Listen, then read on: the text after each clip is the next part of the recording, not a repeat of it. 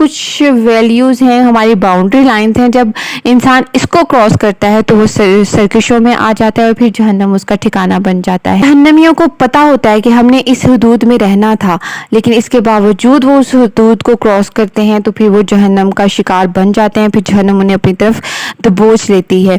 جہنم اللہ تعالیٰ کی ایک کریشن ہے، یہ بولتی ہے، یہ اللہ تعالیٰ سے کلام کرتی ہے۔